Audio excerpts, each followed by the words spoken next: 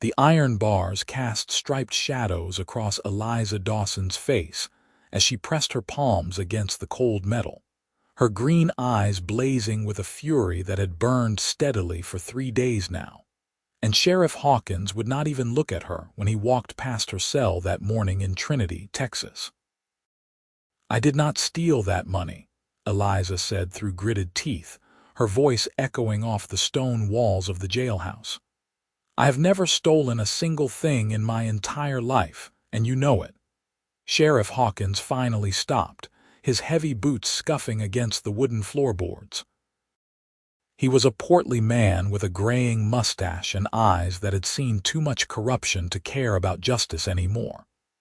"The evidence says otherwise, Miss Dawson. $300 went missing from the general store's safe, and you were the last person seen near the office that evening."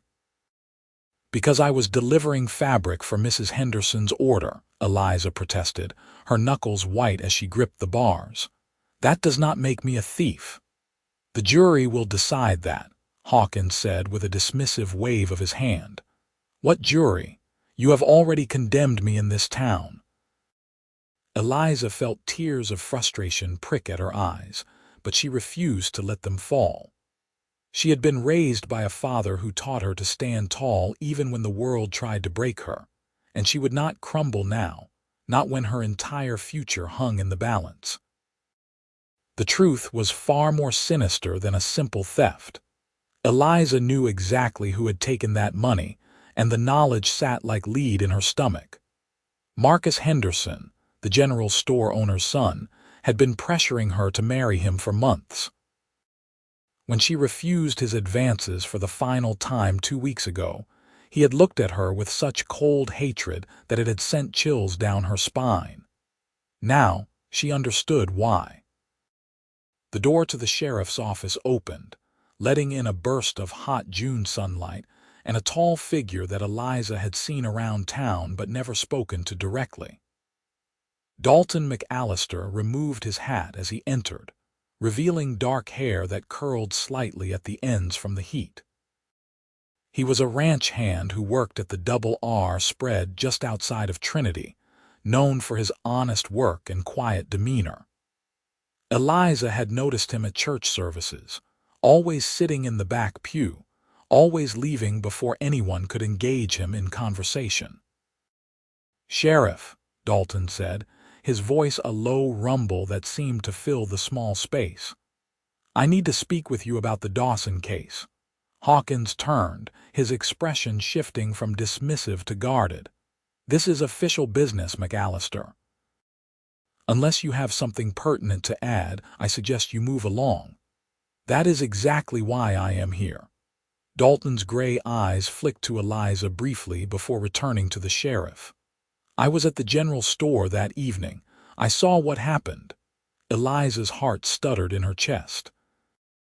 She had been so consumed by her own fear and anger that she had not even considered there might have been witnesses. Hope, fragile and desperate, bloomed in her chest. Sheriff Hawkins crossed his arms over his broad chest. "And what exactly did you see?" "I saw Miss Dawson deliver a package to the store around 6 in the evening. She was there for no more than 5 minutes before she left. I also saw Marcus Henderson enter the office through the back door around 6:30, and he stayed inside for nearly 20 minutes. The sheriff's jaw tightened. "That does not prove anything." "Maybe not," Dalton agreed, his tone measured and calm. "But it does establish a timeline that contradicts your current theory. Miss Dawson could not have taken the money if she was long gone before it went missing." "The money was discovered missing the next morning," Hawkins countered. "Anyone could have taken it during that time. Then, why is Miss Dawson the only one sitting in a cell?" Dalton took a step closer to the sheriff, and Eliza noticed the way Hawkins instinctively moved back. There was something about Dalton McAllister that commanded respect, a quiet strength that radiated from him like heat from sun-baked earth. "I challenged you to investigate this properly," Eliza called out, finding her voice again. The words tumbled out with renewed confidence. If you are truly interested in justice, Sheriff Hawkins, then you will question Marcus Henderson with the same scrutiny you have applied to me. I challenge you to clear my name by finding the real thief, and Mr. McAllister here can serve as a witness to the truth." Hawkins looked between them, his face reddening. "You are in no position to make challenges, Miss Dawson." "Then I will make it for her," Dalton said firmly. "As a citizen of Trinity and a witness to events that night, I demand a proper investigation. If you refuse, I will take this matter to the county judge myself." The threat hung in the air like smoke from a gunshot. Sheriff Hawkins knew as well as anyone that Judge Morrison was a stickler for proper procedure and had little patience for lazy lawmen. After a long moment, he let out a frustrated breath. "Fine. I will question Henderson again, but this does not mean Miss Dawson is free to go." "I would expect nothing less," Dalton replied, "but I will be present during that questioning." After the sheriff left, muttering under his breath, Eliza finally allowed herself to breathe. She looked at Dalton, who had moved closer to her cell, his expression unreadable in the dim light. "Thank you," she whispered, her voice thick with emotion. "You did not have to do that." "Yes, I did." Dalton met her eyes, and Eliza felt something shift in her chest, a recognition of kindred spirits. "I cannot stand by and watch an innocent person be railroaded for a crime they did not commit. My own father was wrongly accused of horse theft when I was 14. He was hanged before anyone bothered to find out the truth. I swore then that I would never let that happen to someone else if I had the power to stop it." The pain in his voice was raw and real, and Eliza felt tears finally escape down her cheeks. "I am so sorry. That must have been unbearable." "It taught me what matters in this world," Dalton said quietly. "Truth, justice, standing up for those who cannot stand up for themselves." He paused, then added, "I have seen you around town, Miss Dawson. You run the dress shop on Main Street, do you not?" "I do." Eliza wiped at her tears with the back of her hand. "Or I did. I doubt anyone will want to do business with me after this, even if I am cleared." "People have short memories when it comes to scandal," Dalton said, "but they remember character. You have always struck me as someone with integrity." "You do not even know me," Eliza protested, though his words warmed something cold inside her. "I know enough." Dalton placed his hat back on his head. "I will make sure the truth comes out, Miss Dawson. I give you my word." As he turned to leave, Eliza called out, "Mr. McAllister." He paused, looking back at her. "Why were you at the general store that evening? It seems an odd time for a ranch hand to be in town." A ghost of a smile crossed his face. "I was buying ribbon. My niece has a birthday coming up, and she has been wanting hair ribbons like the ones you sell in your shop. Mrs. Henderson told me you could make custom ones, so I went to inquire about placing an order." The image of this tall, strong cowboy buying ribbons for a little girl made Eliza's heart squeeze. "When this is over," she said softly, "remind me, and I will make her the finest ribbons she has ever seen, free of charge." "That is not necessary," Dalton began, but Eliza interrupted him. "It absolutely is. You may very well be saving my life, Mr. McAllister. The least I can do is make your niece some ribbons." This time his smile was fuller, transforming his serious face into something almost boyish. "Then I will hold you to that, Miss Dawson." After he left, Eliza sank onto the hard cot in her cell, her mind racing. She had been so frightened, so alone these past few days. Her father had died 2 years ago from pneumonia, and her mother had passed when Eliza was just a child. She had no family left in Trinity, no one to fight for her. The few friends she had made through her business had been conspicuously absent since her arrest, afraid that association with her would tarnish their own reputations. But now, a stranger had stepped forward. A man she barely knew had risked social censure to stand up for her. Eliza did not believe in fairy tales or knights in shining armor, but she had to admit that Dalton McAllister came awfully close. The next few hours passed with agonizing slowness. Eliza could hear raised voices from the sheriff's office, though she could not make out the words. At one point, she heard Marcus Henderson's distinctive whine, protesting his innocence. Then there was silence, followed by the sound of something heavy hitting the floor. When the door finally opened, Sheriff Hawkins looked haggard and angry. Behind him, Dalton stood with his arms crossed, looking grimly satisfied. And behind them both, Marcus Henderson was being led in shackles by Deputy Morris. "It seems there has been a mistake," Hawkins said stiffly, pulling out a key ring. "Marcus Henderson has confessed to taking the money from his father's safe. You are free to go, Miss Dawson." Relief flooded through Eliza so intensely that she felt dizzy. The sheriff unlocked her cell door, and she stepped out on shaking legs. Marcus would not meet her eyes as he was pushed past her into the cell she had just vacated. "Why?" Eliza asked him, unable to help herself. "Why would you do this to me?" Marcus finally looked up, his handsome face twisted with bitterness. "Because you thought you were too good for me. You needed to be taught a lesson about pride. And you needed to be taught a lesson about consequences," Dalton said coldly. "Enjoy your cell, Henderson. I imagine you will be there for quite some time." Outside, the late afternoon sun was blinding after days in the dim jailhouse. Eliza stood on the wooden sidewalk, breathing in the hot Texas air that tasted like freedom.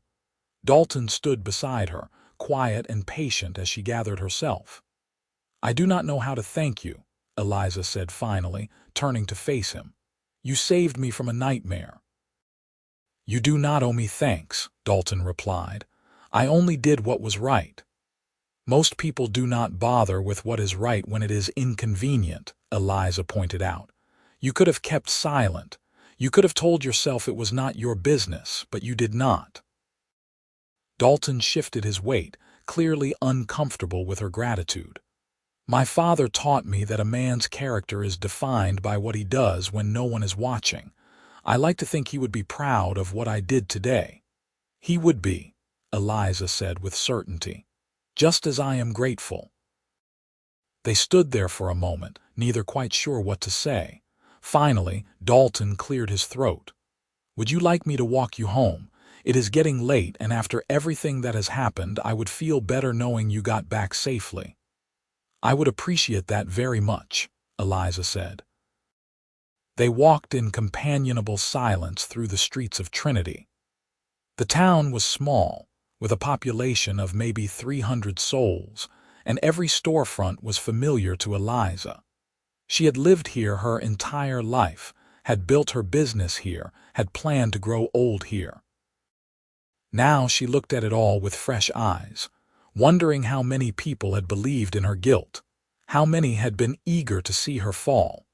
Her dress shop was located on Main Street, with her small apartment above it.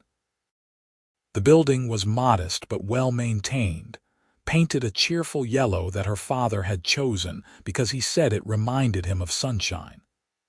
Eliza climbed the external stairs to her door, very aware of Dalton following a respectful distance behind her. At her door, she turned to face him. "Would you like to come in for coffee? It is the least I can offer after everything you have done." Dalton hesitated, and Eliza could see him weighing propriety against the desire to accept. Finally, he nodded. "Coffee would be welcome, thank you." The apartment was small but cozy, decorated with fabrics and quilts that Eliza had made herself. She moved to the kitchen area and began preparing coffee, grateful for something to do with her hands. Dalton stood near the window, looking out at the street below. "You have a nice place here," he said. "Comfortable." "My father and I fixed it up together," Eliza replied, measuring coffee grounds into the pot. After my mother died, it was just the two of us. He taught me everything about running a business, about being independent. I think he knew he would not always be here to take care of me, so he made sure I could take care of myself. He sounds like a good man, Dalton said. He was the best. Eliza's voice caught slightly. I miss him every single day. While the coffee brewed, Eliza finally allowed herself to really look at Dalton McAllister. He was probably in his mid-20s, with a lean, muscular build that spoke of hard physical labor. His face was tanned from long days in the sun, with fine lines around his eyes that suggested he smiled more than his serious demeanor might indicate. There was something inherently trustworthy about him, something solid and dependable. "Tell me about your niece," Eliza said as she poured coffee into 2 cups. "The one who wants ribbons." Dalton's entire expression softened. "Sarah, she is my sister's daughter, just turned 7, bright as a new penny and twice as shiny. She lives on a farm about 10 miles from here with my sister Margaret and her husband Tom. I try to visit every Sunday after church." "That is sweet," Eliza said, handing him a cup. "Family is important." "It is all I have left," Dalton admitted. "After my father died, my mother just gave up. She passed away less than a year later.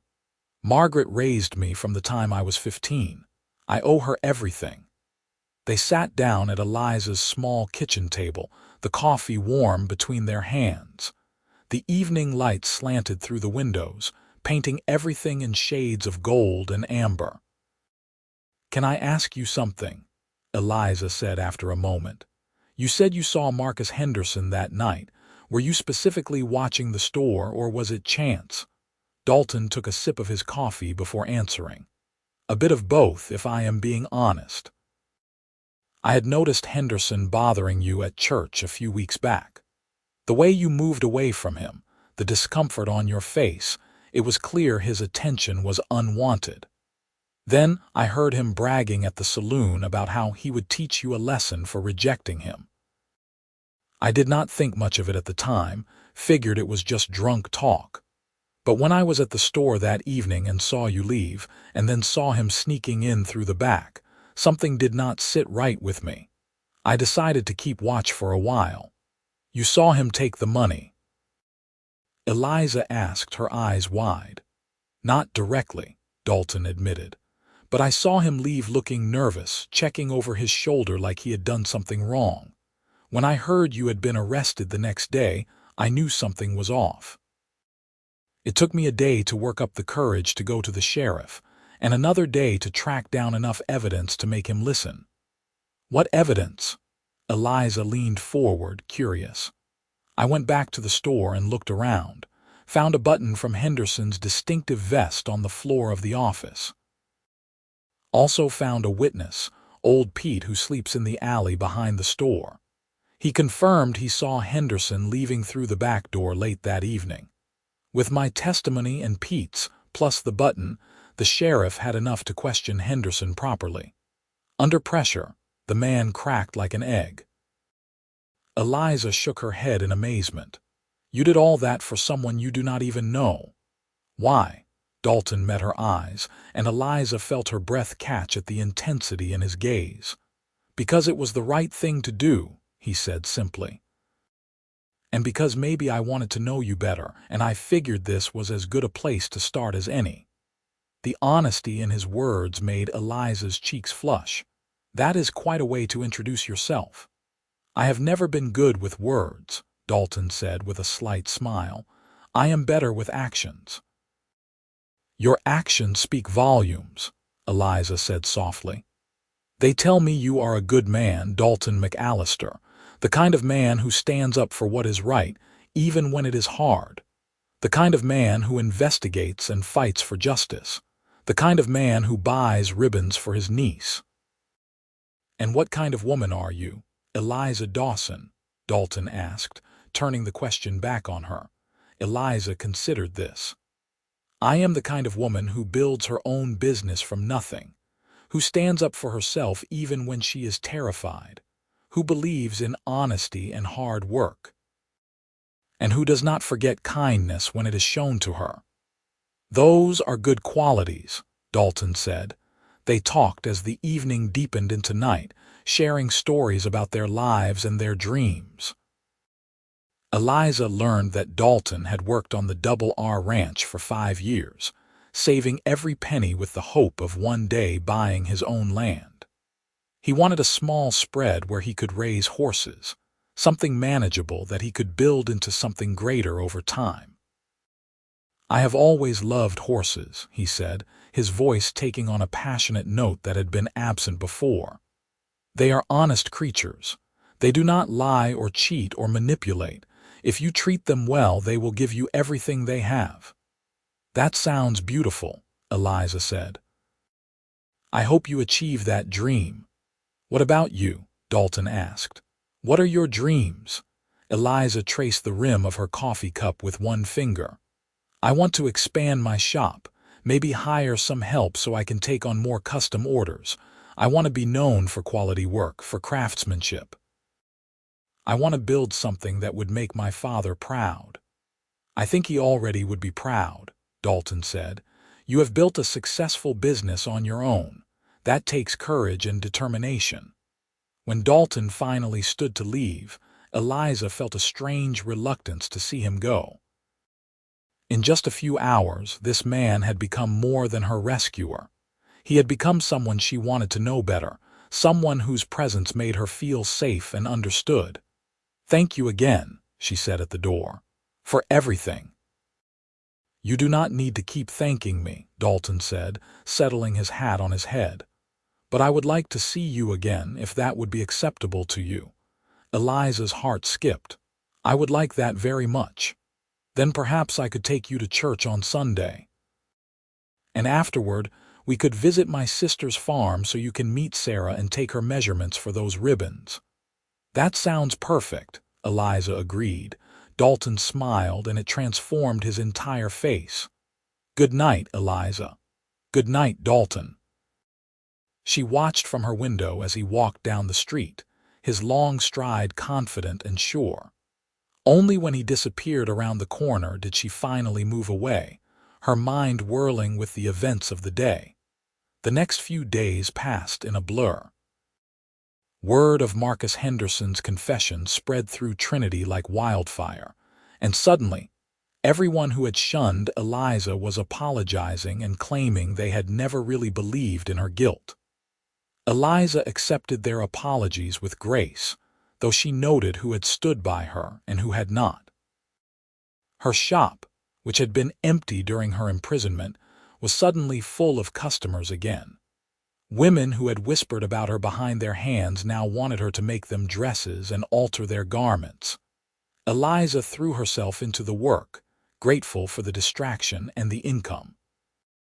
But through it all, her thoughts kept returning to Dalton McAllister.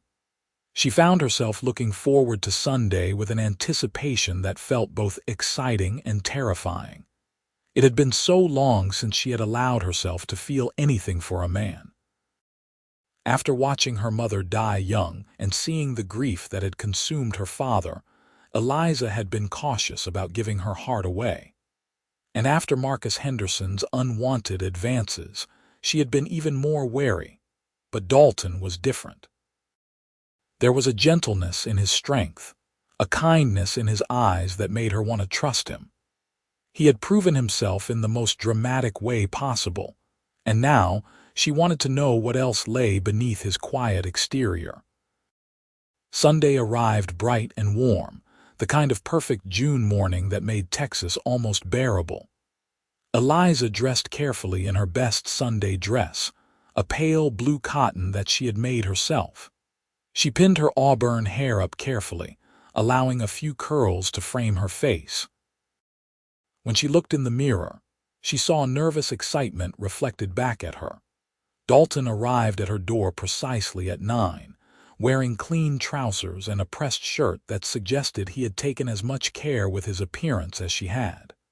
His eyes widened slightly when he saw her. "You look beautiful," he said, then immediately looked embarrassed at his own boldness. "Thank you," Eliza said, feeling her cheeks warm. "You look very handsome yourself." They walked to the small white church on the edge of town, and Eliza was acutely aware of the stares and whispers that followed them. By tomorrow, all of Trinity would know that Eliza Dawson and Dalton McAllister were courting. The thought should have bothered her, but instead, she felt a fierce pride walking beside him. During the service, Dalton sat close enough that their shoulders occasionally brushed. Each touch sent little sparks through Eliza's body, making it hard to concentrate on the sermon. She noticed that Dalton's attention seemed similarly divided, his eyes flicking to her more than once during the hymns. After the service, they borrowed a buggy from the livery and set out for his sister's farm. The countryside around Trinity was harsh but beautiful, all rolling hills and scrub brush dotted with the occasional oak tree. The sky stretched endlessly above them, a brilliant blue that hurt to look at directly. "Tell me more about your sister," Eliza said as they drove. "What is she like?" "Margaret is 5 years older than me," Dalton said, his hands steady on the reins. "She is practical and strong and has a heart bigger than Texas. When our mother died, she was only 20 years old with a new baby and a husband trying to make a failing farm successful. But she still took me in without hesitation, gave me a home when I had nowhere else to go." "She sounds remarkable," Eliza said. "She is," Dalton agreed. "Tom, her husband, is a good man too. Works hard, treats Margaret right, adores their daughter. They struggle sometimes. The farm is not exactly profitable, but they are happy. That is more than a lot of people can say." The farm, when they reached it, was a modest collection of buildings surrounded by fields of cotton. A few chickens scratched in the yard, and a tired-looking mule stood in a small corral. But the house itself was well maintained, with flower boxes under the windows and a fresh coat of whitewash on the walls. Before they even reached the door, it flew open and a small tornado in a yellow dress came barreling out. "Uncle Dalton!"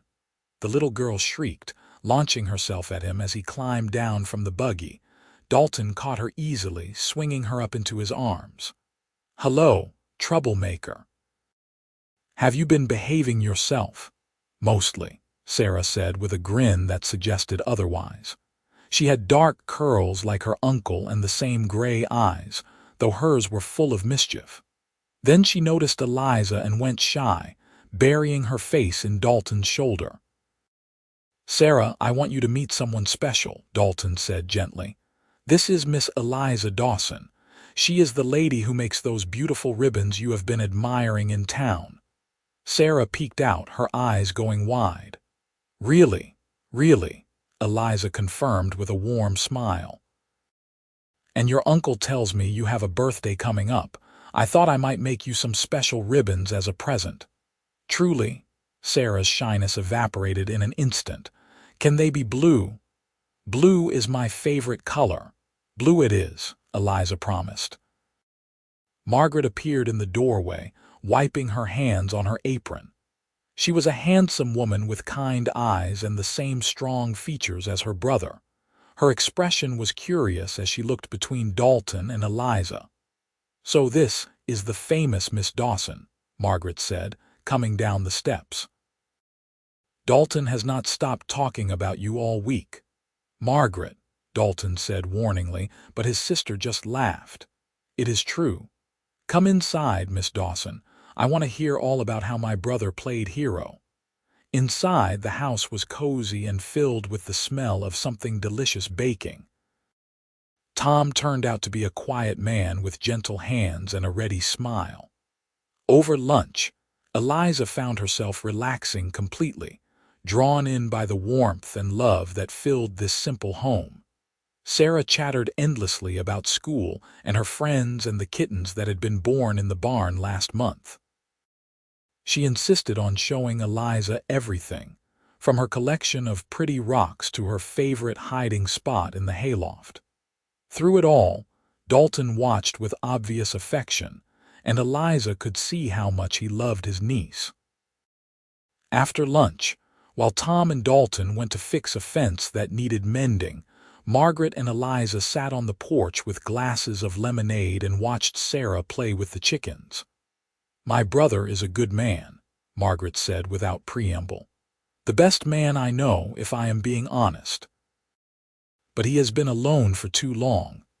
He told me about your father," Eliza said quietly. "About what happened." Margaret's expression grew somber. "It broke something in him, watching our father hang for a crime he did not commit." Dalton was at that age where boys start figuring out who they want to be, and instead he learned that the world is not fair and justice is not guaranteed. It made him serious, made him determined to always do the right thing, no matter the cost. "He certainly did right by me," Eliza said. "I know." Margaret turned to look at her directly. "He told me everything. About finding you in that jail cell, about challenging the sheriff, about getting justice for you. I have not seen him this animated about anything in years. Whatever this is between you two, it is good for him." "We barely know each other," Eliza protested, though her heart was beating faster.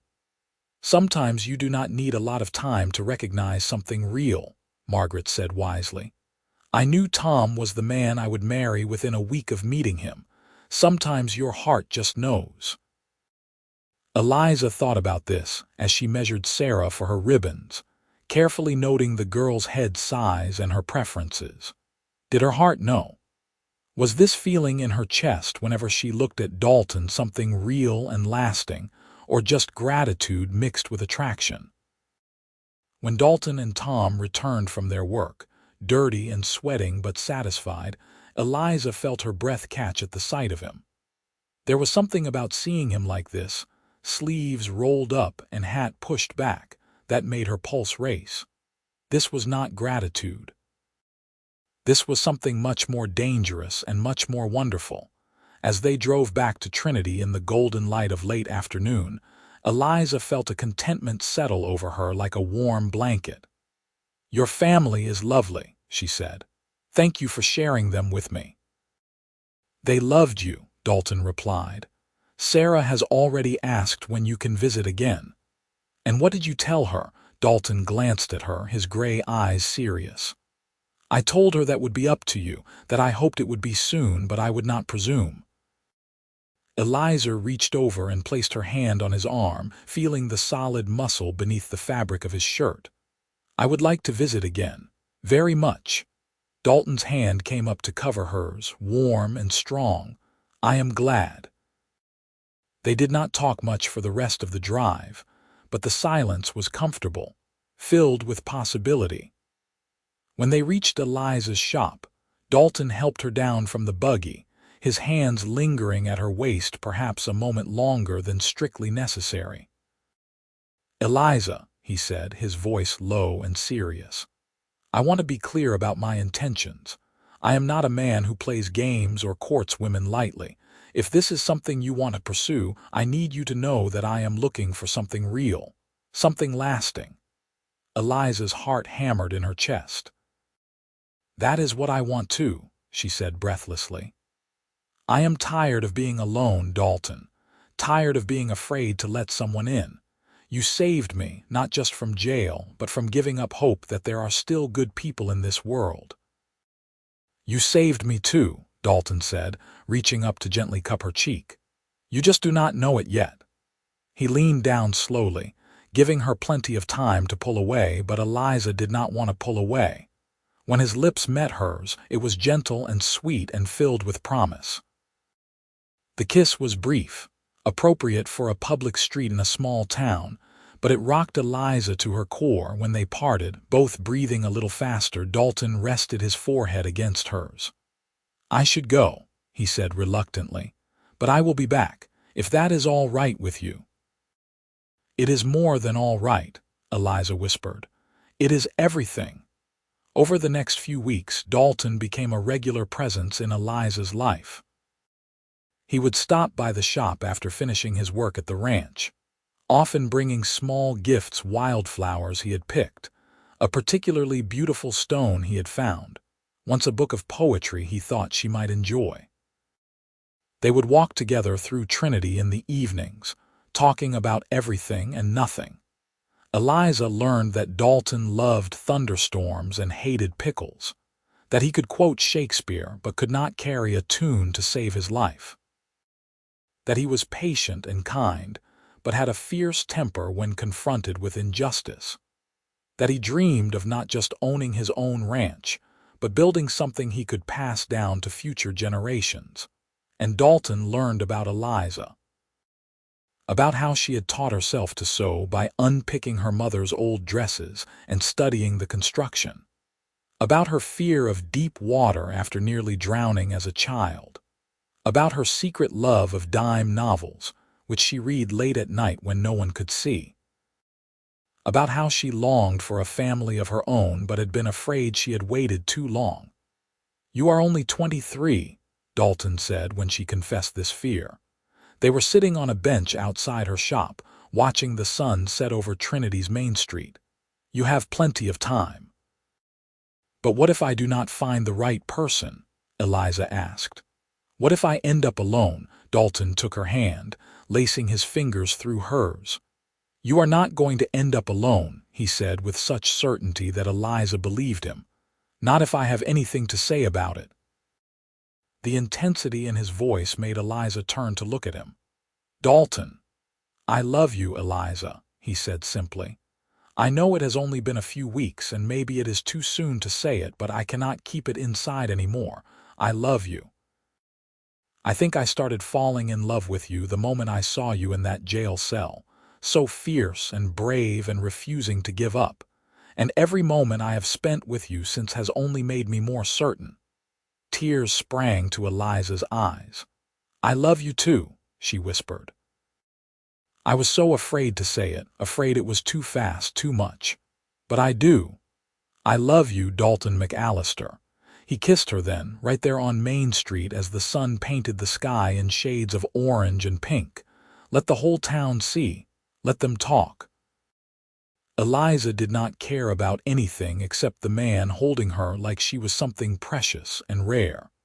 But their happiness was not without complications. Marcus Henderson's trial was set for late July, and both Eliza and Dalton were required to testify. The prospect of facing him again, of reliving those awful days in jail, made Eliza anxious. But Dalton was steadfast in his support. "I will be right there with you," he promised the night before the trial. They were sitting in Eliza's apartment, as had become their habit. "You are not alone in this." The courthouse was packed when they arrived. It seemed everyone in Trinity wanted to witness the trial. Marcus Henderson sat at the defendant's table looking pale and drawn, so different from the arrogant man who had tried to destroy Eliza's life. His father sat in the front row, looking older and more broken than Eliza remembered. She felt a pang of sympathy for Mr. Henderson, who had lost not only money but his faith in his own son. But that sympathy did not extend to Marcus himself. The trial was mercifully brief. The evidence against Marcus was overwhelming, and his own confession sealed his fate. When it was Eliza's turn to testify, she spoke clearly and calmly, describing the events of that evening and the nightmare that had followed. Dalton's testimony was equally damning, his detailed account of what he had witnessed leaving no room for doubt. In the end, the jury took less than an hour to reach a verdict, guilty on all counts. Marcus Henderson was sentenced to 5 years in the state prison, and Mr. Henderson quietly announced that he was selling the general store and leaving Trinity. "Too many bad memories," he said. Outside the courthouse, Eliza took a deep breath of free air. "It is over," she said wonderingly. "It is truly over." "It is," Dalton agreed, pulling her close. "Now we can focus on our future." "Our future," Eliza repeated, liking the sound of that. "What does that look like?" Dalton was quiet for a moment, then said, "I have been saving money for 5 years. I finally have enough to make a down payment on a piece of land. There is 100 acres for sale just north of here, with a creek running through it and good grazing. It is not much, but it is a start." "Dalton, that is wonderful," Eliza exclaimed, genuinely thrilled for him. "The thing is," Dalton continued, his voice nervous in a way she had never heard before, "a ranch is a lot of work for one man, and a house is awfully empty without someone to share it with." He stopped walking and turned to face her, taking both her hands in his. "Eliza Dawson, I know we have not been courting long by conventional standards, but I am a simple man with simple needs, and one of those needs is you. I need you in my life, by my side, building a future together. Will you marry me?" Eliza's heart felt like it might burst from her chest. "Yes," she said, tears streaming down her face. "Yes, I will marry you." Dalton let out a whoop of joy that turned heads up and down the street, then swept her up in his arms and spun her around. When he set her down, he kissed her with a passion that made her dizzy. "I will make you happy," he promised against her lips. "I swear it." "You already do," Eliza said. "Every single day." They were married in August in the same little white church where they had sat together that first Sunday. Margaret stood as matron of honor, and Tom stood up for Dalton. Sarah was the flower girl, proudly wearing the blue ribbons Eliza had made for her birthday. The ceremony was simple but beautiful, and when the preacher pronounced them man and wife, Eliza felt like her life was finally beginning. The ranch, which Dalton had officially purchased the week before the wedding, became their home. The house was small, just 3 rooms, but Eliza immediately set about making it a home. She sewed curtains for the windows and made a quilt for their bed. She planted flowers in boxes outside and vegetables in a small garden plot. And she watched with pride as Dalton began building his dream, 1 fence post and 1 horse at a time. Life on the ranch was hard work, but Eliza had never been afraid of hard work. She learned to ride and to help with the horses. She kept the books and managed their modest finances. And 3 days a week, she still went into town to work at her shop, which she had decided to keep running. The extra income helped, and she loved the creative outlet it provided. Their first winter together was harsh, with a cold snap that killed several of their chickens and made life miserable for weeks. But huddled together in their small house, wrapped in quilts in each other's arms, Eliza had never been happier. "Are you sorry you married a poor ranch hand?" Dalton asked one particularly cold night as wind howled outside their window. "I married a good man with a strong heart and big dreams," Eliza corrected him. "I have never been less sorry about anything in my entire life." Spring brought new life to the ranch. The horses they had carefully selected began to thrive, and Dalton's reputation as a horse trainer started to spread. Ranchers from neighboring counties began coming to him to train their difficult animals, and slowly but surely, money began to come in. And in April, Eliza discovered she was pregnant. She told Dalton one evening as they sat on the porch watching the sunset. His reaction was everything she could have hoped for, pure joy mixed with awe and a touch of fear. "A baby," he said wonderingly, placing his hand on her still flat stomach. "We are going to have a baby. Are you happy?" Eliza asked, even though she could see the answer in his eyes. "Happy does not even begin to cover it," Dalton said, pulling her close. "Terrified, excited, grateful, all of those things. But mostly just so deeply in love with you that I can hardly stand it."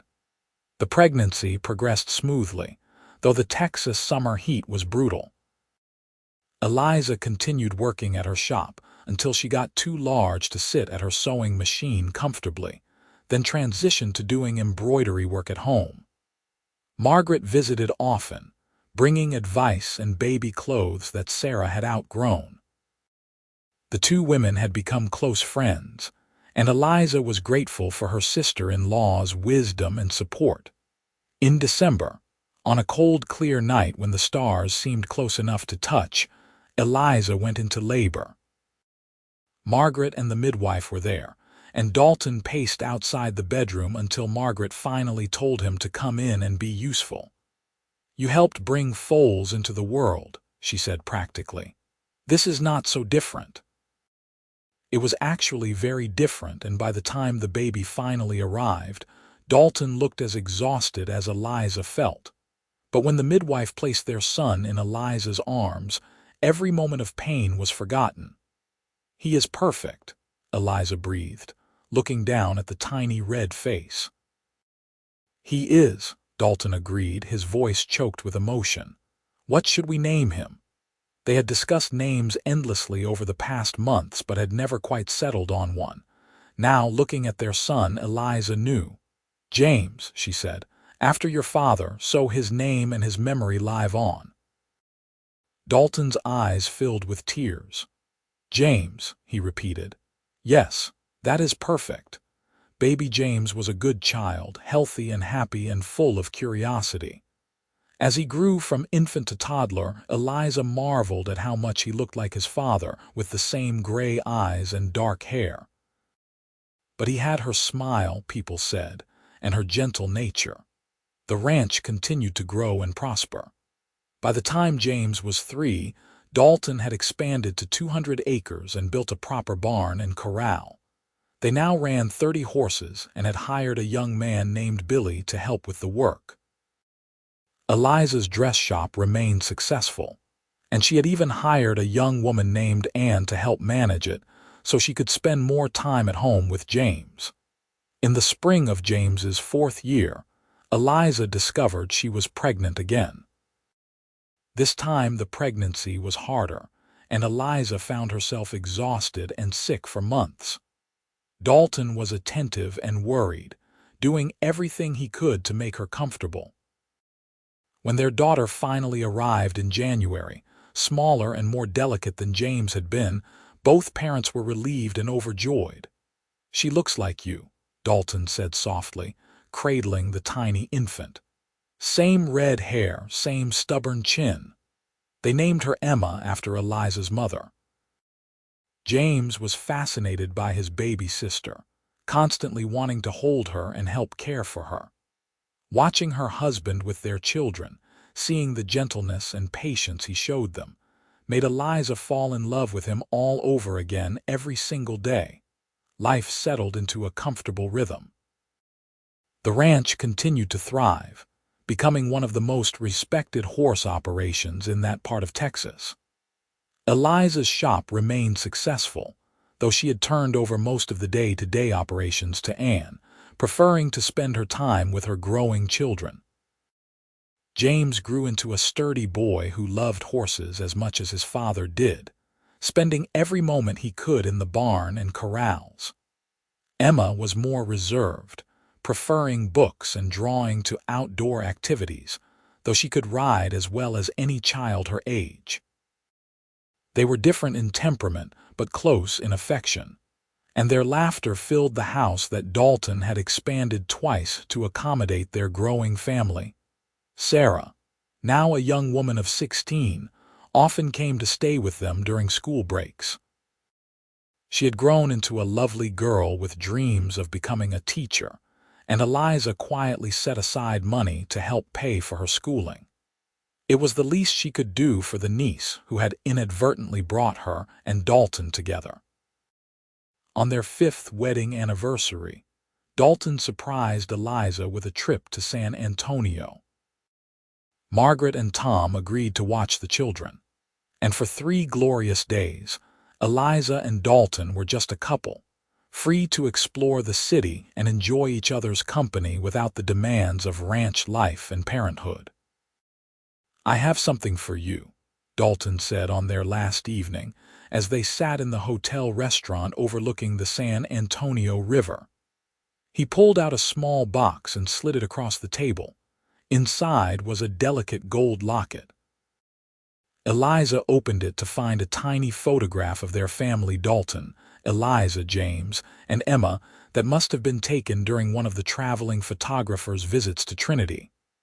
"So you can always keep us close to your heart," Dalton said, looking almost shy. "The way you are always close to mine." "It is beautiful," Eliza whispered, tears streaming down her face. "Everything is beautiful, our life, our family, this moment. I never dreamed I could be this happy." "I love you," Dalton said, reaching across the table to take her hand. "More now than the day I married you, and I loved you desperately even then. You are my heart, Eliza, my home, my everything." "And you are mine," Eliza replied. "You saved me in that jail cell 5 years ago, but you have continued to save me every single day since. You saved me from loneliness and fear, and believing I did not deserve happiness. You gave me a life beyond anything I ever imagined." They sat there in the candlelight, hands clasped, and Eliza thought back to that desperate woman in the jail cell who had believed her life was over. She had been so wrong. Her life had not been ending, it had been about to begin. When they returned home, James and Emma rushed to greet them, full of stories about their adventures with Aunt Margaret and Uncle Tom. The house was exactly as they had left it, but it felt even more precious now, even more like home. That night, after the children were asleep, Eliza and Dalton sat on their porch in the warm spring air, listening to the sounds of the horses in the barn and the crickets in the grass. "Do you ever think about that day?" Eliza asked quietly. "The day you came into the sheriff's office, all the time," Dalton admitted. "I think about what would have happened if I had not been there, if I had not spoken up, if I had convinced myself it was not my business." "I would probably be in prison," Eliza said, voicing the fear that still occasionally woke her in the night. "Marcus's lies would have ruined my life." "But that did not happen," Dalton said firmly, pulling her close. "I did speak up. You did fight for your innocence. Justice prevailed. And we found each other." "Do you believe in fate?" Eliza asked. "That we were meant to find each other," Dalton considered this. "I think we were two good people who made choices that led us to each other. Whether that is fate or luck or divine intervention, I do not know. But I am grateful for it every single day." "Me too," Eliza said, resting her head on his shoulder. The years continued to pass, bringing both challenges and joys. There was the summer when drought nearly destroyed their hay crop, and the winter when pneumonia swept through Trinity and they spent weeks nursing James and Emma back to health.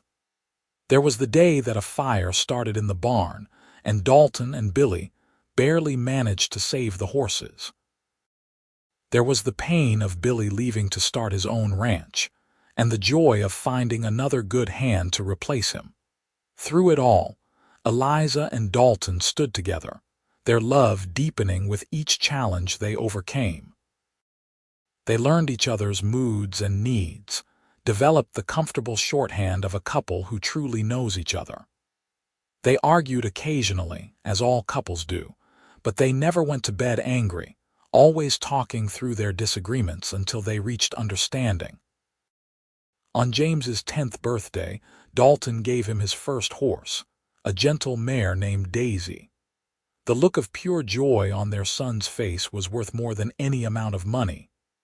Emma, not to be outdone, asked for and received a set of fine art supplies from San Antonio.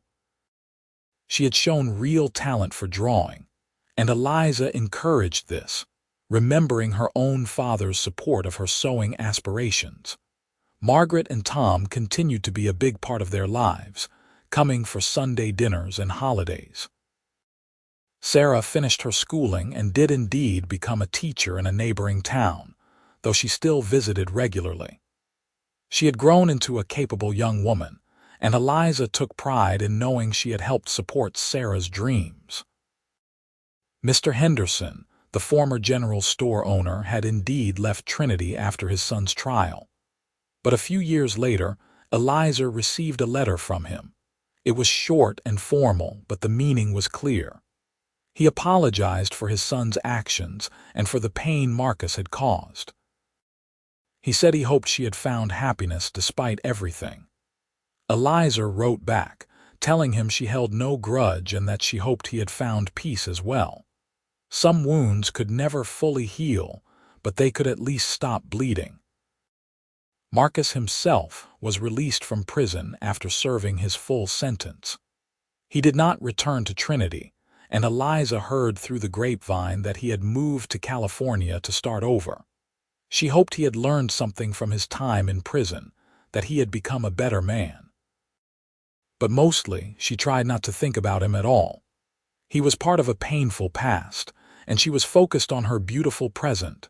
When James was 14 and Emma was 10, Eliza discovered she was pregnant again. The pregnancy was a surprise, as she had assumed her childbearing years were behind her. But she and Dalton welcomed the news with joy, even as they laughed about starting over with sleepless nights and dirty diapers. Their third child, a boy they named Thomas after Dalton's brother-in-law, was born in the spring. He was a large, healthy baby with a loud cry and a sunny disposition. James and Emma doted on their baby brother, fighting over who got to hold him and help care for him. "Our family just keeps growing," Dalton said wonderingly one evening, watching Emma carefully feed Thomas while James entertained him with silly faces. "Is that all right with you?" Eliza asked, though she could see the contentment in his eyes. "It is more than all right," Dalton said.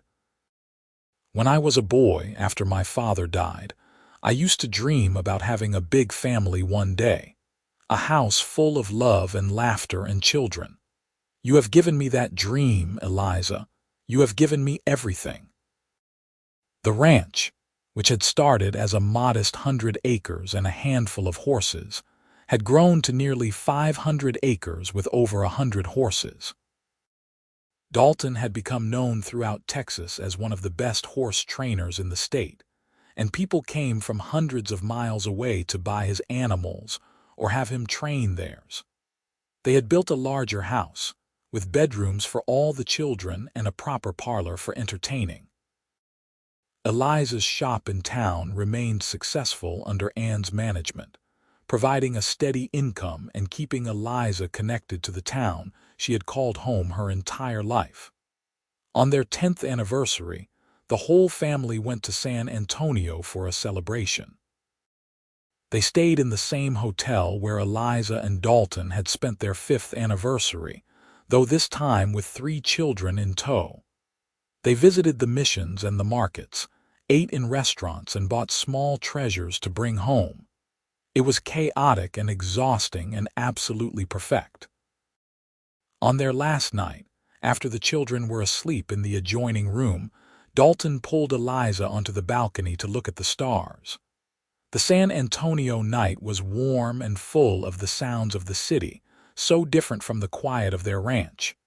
10 years, Dalton said softly. "Sometimes it feels like yesterday, and sometimes it feels like we have always been together." "I know what you mean," Eliza agreed, leaning into his embrace. "I can barely remember what my life was like before you. It all seems so gray and empty compared to what I have now." "Do you ever regret giving up your shop?" Dalton asked. "I know you love that work." "I still do it," Eliza reminded him. "Just not as much, and no, I do not regret it. Anne runs the shop beautifully and I get to focus on our family. That is what I want. You and the children, the ranch, the life we have built together, that is everything to me." "You are everything to me," Dalton said, tilting her face up for a kiss. "My brave, beautiful wife who challenged a corrupt sheriff and changed my life forever." Eliza laughed softly. "I did not set out to change your life. I just wanted to clear my name." "And I just wanted to do the right thing," Dalton countered. "Look where it got us." They stood there under the stars, wrapped in each other and their shared history, and Eliza felt a profound gratitude for every choice that had led them to this moment. The fear and injustice of her arrest had seemed like the end of everything, but it had actually been the beginning of her real life. The years continued to unfold, bringing the usual joys and sorrows of life. They lost Tom to a heart attack when he was only 45, a tragedy that devastated Margaret and shook the whole family. They rallied around her, inviting her to live with them on the ranch, but she chose to stay on her farm with her memories. Sarah, now married with children of her own, moved back to be closer to her mother, and the extended family remained close and supportive. James grew into a young man who shared his father's love of horses and his mother's practical nature. At 18, he was already handling much of the daily operations of the ranch, freeing Dalton to focus on training and breeding. Emma, at 14, had developed into a talented artist whose drawings and paintings were starting to attract attention. And Thomas, at 4, was a whirlwind of energy and mischief who kept everyone on their toes. On a warm evening in June, exactly 15 years after Eliza's arrest, she and Dalton took a rare moment alone, walking hand in hand through their property. The sun was setting, painting the sky in brilliant shades of orange and purple. The horses grazed peacefully in the pastures, and in the distance, they could hear James calling to the hands to come in for supper. 15 years, Eliza said, echoing Dalton's thoughts. So much has happened. But the important things have not changed, Dalton said. I still love you more than anything in this world. You are still the bravest, most incredible woman I have ever known. And I am still grateful every single day that I walked into that sheriff's office and saw you standing there, refusing to give up. I was terrified, Eliza admitted. I did not feel brave at all. Bravery is not the absence of fear, Dalton said. It is doing what needs to be done despite the fear. You faced down false accusations, fought for your innocence, and came out stronger. That is the definition of courage. Eliza thought about the scared young woman she had been, standing in that jail cell with no idea how her life would turn out. She thought about the moment Dalton had stepped forward to defend her, a stranger willing to risk everything for justice. She thought about the challenges they had faced together and the love that had grown between them, strong and deep and enduring. I would not change a single thing, Eliza said finally. Even the painful parts, because they led me to you, to this life, to our family. Neither would I, Dalton agreed. He stopped walking and turned to face her, taking both her hands in his. Do you remember what I promised you at our wedding? That I would make you happy. You have kept that promise every single day, Eliza said, her voice thick with emotion. And I will continue to keep it for the rest of our lives, Dalton vowed. Whatever comes, whatever challenges we face them together. That is what we promised each other 15 years ago, and that promise still stands. They kissed as the sun dipped below the horizon, two people who had found each other in the darkest moment and built a life filled with light. The ranch spread out around them, a testament to their hard work and shared dreams. Their children's voices drifted on the evening air, a reminder of the family they had created together. As they walked back to the house hand in hand, Eliza felt a deep and abiding peace. Her father had taught her to be independent and strong, to stand up for herself and never give up. Those lessons had served her well when she had needed them most. But Dalton had taught her something equally important, that true strength comes from allowing yourself to be vulnerable, to love deeply, to build something beautiful with another person.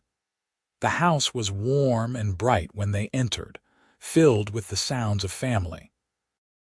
Emma was setting the table while James helped Thomas wash up for dinner. The smell of roast chicken filled the air, and someone had picked fresh flowers for the centerpiece. It was a simple, ordinary evening, the kind that made up the fabric of their lives. Over dinner, James talked about a particularly difficult horse he was training, asking his father's advice on technique. Emma shared her plans for a new painting series featuring the ranch. Thomas told a rambling story about a frog he had found by the creek, complete with dramatic gestures that had everyone laughing. It was loud and chaotic and absolutely perfect. After the children had gone to bed, Eliza and Dalton sat on their porch, as they had done countless times before. The night was clear and warm, with a million stars scattered across the sky like diamonds on black velvet. In the distance, a coyote howled, and one of the horses whinnied in response. "Thank you," Eliza said softly. "For what?" Dalton asked, though there was a smile in his voice. "For everything. For standing up for me when no one else would. For loving me even when I was difficult. For building this life with me. For giving me a family and a home and more happiness than I ever dreamed possible." "You do not need to thank me for any of that," Dalton said, pulling her close. "Loving you is the easiest thing I have ever done. Everything else just followed naturally." They sat in comfortable silence, watching the stars and listening to the sounds of the night. After a while, Dalton spoke again. "You know what the best part of our story is?" he asked. "What?" Eliza replied. "That it is not over," Dalton said. "We still have so many years ahead of us, so many more memories to make, so many more adventures to have. Growing old together, watching our children build their own lives, maybe even grandchildren one day." The story that started in a jail cell in Trinity, Texas continues on, chapter after chapter, year after year. "That is the best part," Eliza agreed, "that we get to keep writing it together." As the years rolled on, they did exactly that. They watched James fall in love with a rancher's daughter from a neighboring county and marry her in a beautiful ceremony on the ranch. They watched Emma's artwork gain recognition, eventually leading to a showing in Dallas that brought buyers from all over the state. They watched Thomas grow from a mischievous boy into a thoughtful young man who decided to study veterinary medicine, so he could care for the animals he loved. They became grandparents, first when James and his wife had twin boys, then when Emma married a kind man from San Antonio and had a daughter. Each grandchild was a new miracle, a new chapter in the ongoing story of their family. The ranch continued to thrive under James's management, though Dalton remained active and involved well into his 50s. Eliza finally sold her shop to Anne, who had run it so successfully for so many years, though she continued to sew for pleasure and to make clothes for her grandchildren. Margaret eventually remarried, a widower from a neighboring farm who treated her with the gentle kindness she deserved.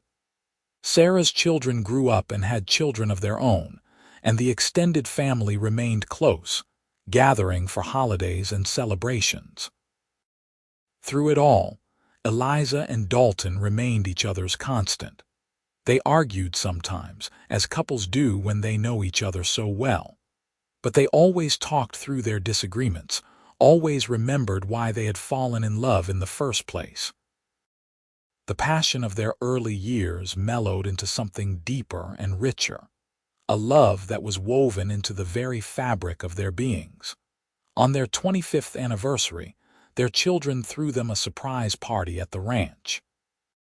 Friends and family came from all over Texas to celebrate, filling the house and yard with laughter and music. There was dancing and toasts, and a cake so large it required 3 tables to hold it. As Eliza looked around at the crowd of people, at the children running and playing, at her grown children with families of their own, at Dalton standing beside her with silver in his hair but the same love in his eyes, she felt overwhelmed with gratitude. "Speech," someone called out, and the crowd took up the chant until Dalton raised his hands for quiet. "I am not much for speeches," he began, and everyone laughed because this was well known, "but I want to say a few words about my wife." He turned to Eliza, taking her hand. 25 years ago, I walked into a sheriff's office and saw a woman who refused to be broken by injustice. I stood up for her because it was the right thing to do, never dreaming that she would become the center of my entire world. Eliza, you have given me a life beyond anything I could have imagined. You have given me love and partnership and a family that fills my heart to bursting. You are my best friend, my greatest love, and the person I want beside me for whatever years we have left. I love you today as much as I did on our wedding day, and I will love you until my last breath. There was not a dry eye in the crowd as Dalton kissed his wife, and Eliza held onto him tightly, overwhelmed by the depth of her feelings. When they finally parted, she spoke, her voice shaking slightly. When I was sitting in that jail cell, falsely accused and terrified, I thought my life was over. I could not see a future beyond those iron bars. But then a stranger stepped forward and everything changed. Dalton, you did not just save me from prison. You saved me from a life half lived. You showed me what it means to be truly loved, truly partnered, truly alive. These 25 years have been the greatest adventure of my life, and I cannot wait to see what comes next. I love you with everything I am. The party continued late into the night, and Eliza danced with Dalton under the stars just as she had at their wedding. Her children danced with their spouses and their children, and the ranch was filled with joy and celebration. As the guests began to leave and the evening wound down, Eliza and Dalton found themselves alone again on their porch. It had become their place, their sanctuary where they could talk and think and simply be together. 25 years, Eliza mused. It seems impossible that so much time has passed. And yet not enough time, Dalton said. I could spend 100 years with you and it would not be enough. They sat in comfortable silence, hands clasped, and watched the stars. The same stars that had shone down on them 15 years ago, 25 years ago, would shine down on them for however many years they had left. And whatever those years brought, they would face them together. As they grew older, they slowed down but never stopped. They traveled to see their grandchildren, took trips to places they had always wanted to visit, spent quiet evenings reading side by side. Dalton's hands grew gnarled with arthritis, making it harder to work with the horses, but he adapted, focusing more on teaching and advising. Eliza's eyes grew weaker, making sewing more difficult, but she learned to do other crafts that did not require such fine work. They faced health scares and losses, as all people do. But they faced them together, supporting each other through the hard times and celebrating the good times. And there were so many good times: grandchildren's weddings, great-grandchildren being born, anniversaries and birthdays and simple days spent together on the ranch they had built. On their 40th anniversary, they decided to take a trip back to Trinity, to see the town where their story had begun. Much had changed in 4 decades. The general store was under new ownership. The jail had been torn down and replaced with a new building. Even the church had been rebuilt after a fire.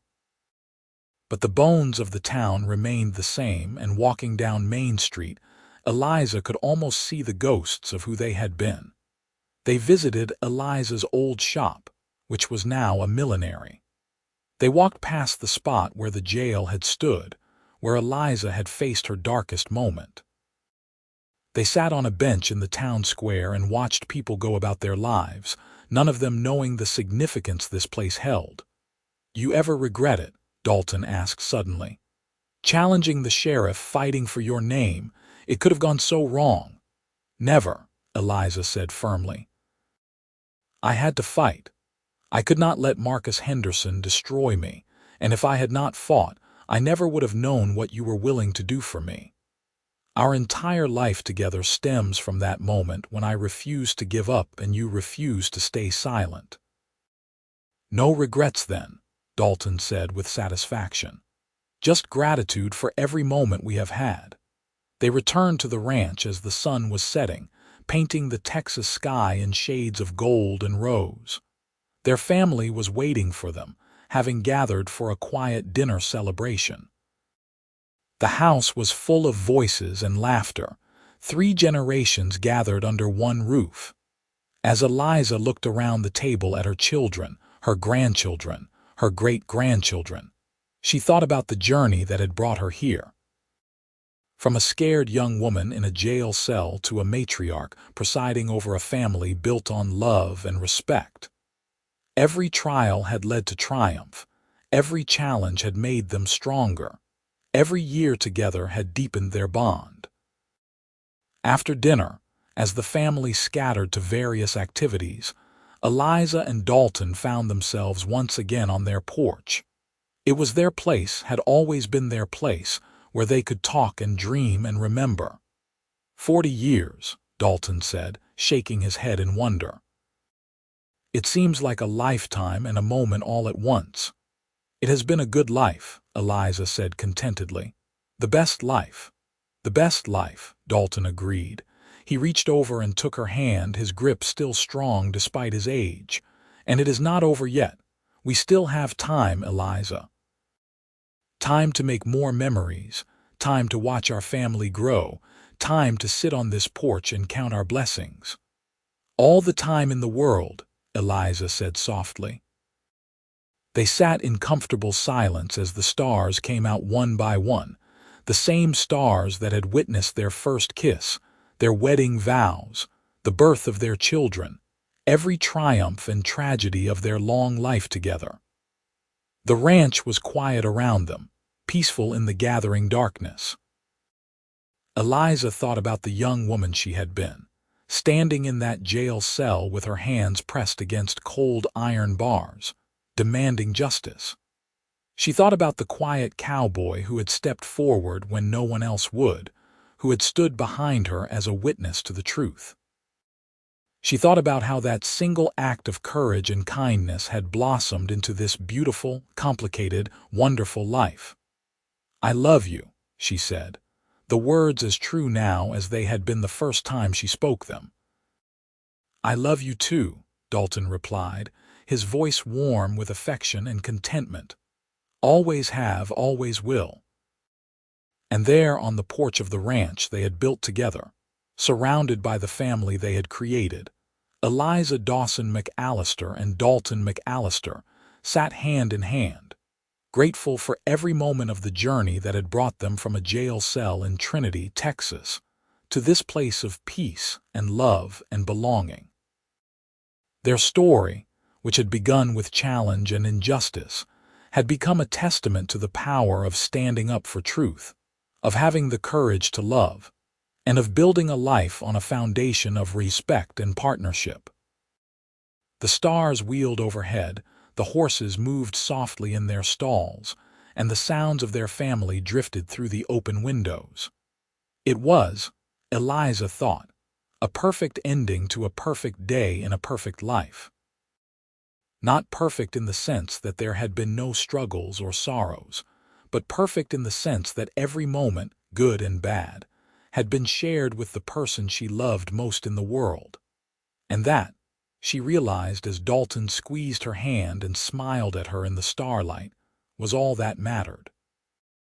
Not the trials they had faced or the victories they had won, but the simple fact that they had faced them together. From that first moment when he had stood behind her as a witness, through all the years that followed, they had been partners in every sense of the word. As the night deepened and the air grew cool, they finally went inside, ready for rest and whatever tomorrow would bring. Behind them, the ranch stretched out in the darkness, a legacy of love and hard work that would continue long after they were gone. Their children would carry it forward, and their children's children, all of them benefiting from the choice 2 people had made 40 years ago to stand up for justice, and to stand together in love. It was, Eliza thought as she settled into bed beside her husband of 4 decades, the best possible ending to a story that had begun in the most unlikely way. And as sleep claimed her, wrapped in Dalton's arms as she had been for so many years, she smiled, grateful beyond measure for every moment of their shared journey.